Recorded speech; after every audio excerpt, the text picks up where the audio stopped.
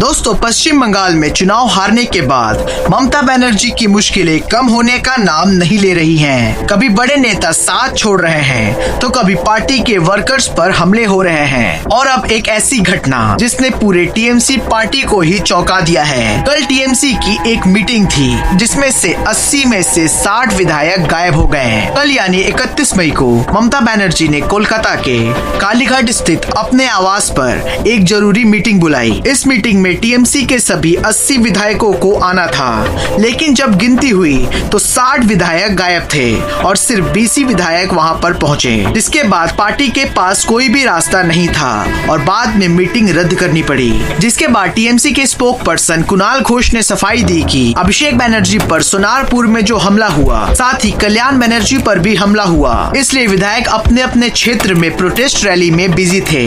Meeting को फिलहाल के लिए पोस्टपोन कर दिया गया है। लेकिन दोस्तों, उन्होंने जो बात बताई ये बहाना काफी कमजोर लगता है, क्योंकि ये पहली बार नहीं हुआ है। 6 मई को भी पार्टी ने एक मीटिंग बुलाई थी जिसमें से टोटल 10 विधायक गायब थे। उसके बाद 19 मई को भी पार्टी ने एक मीटिंग बुलाई, उसमें भी 35 विधायक गायब हो गए और 31 मई की मीटिंग में तो 60 विधायक गायब थे। यानी हर बार संख्या बढ़ती जा रही है और ये कोई कोइंसिडेंस नहीं है।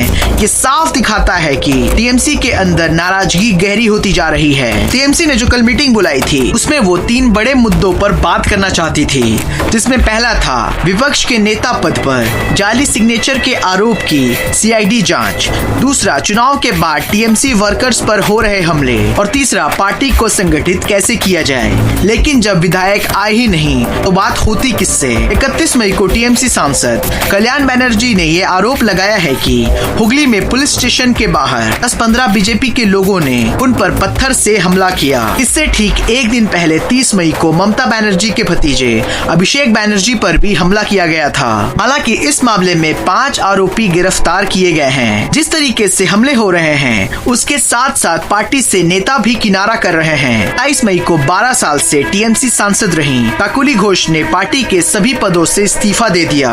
उन्होंने कहा लंबे चिंतन के बाद ये फैसला उन्होंने लिया है और सबसे खास बात ये है कि इस्तीफे से पहले वो नए सीएम शुभेंदु अधिकारी के साथ मीटिंग में शामिल हुई थी और ये एक बड़ा पॉलिटिकल सिग्नल है। इन सभी मुश्किलों के बीच ममता बनर्जी 2 जून को एक सिंबॉलिक धरना करेंगी।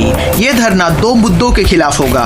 पहला, चुनाव के बाद हो रही हिंसा और दूसरा, बुलडोजर से हॉकर्स को हटाने का अभियान। लेकिन दोस्तों, असली सवाल ये है कि क्या इस धरने में वो विधायक आएंगे जो मीटिंग से गायब थे। अगर वो नहीं आए तो टीएमसी की हालत और भी ज्यादा साफ हो जाएगी। तो दोस्तों, वेस्ट बंगाल में सत्ता बदल गई है और टीएमसी जो कभी बहुत मजबूत पार्टी हुआ करती थी, आज अपने ही विधायकों को मीटिंग में बुला नहीं पा रही। और राजनीति में यही होता है, जब किसी पार्टी की सत्ता जाती है तो साथी भी जाने लगते हैं। बाकी दोस्तों, आप इसके बारे में क्या कहना चाहते हैं कमेंट बॉक्स में जरूर बताएं और ऐसे वीडियोस देखने के लिए हमारे चैनल को सब्सक्राइब करें।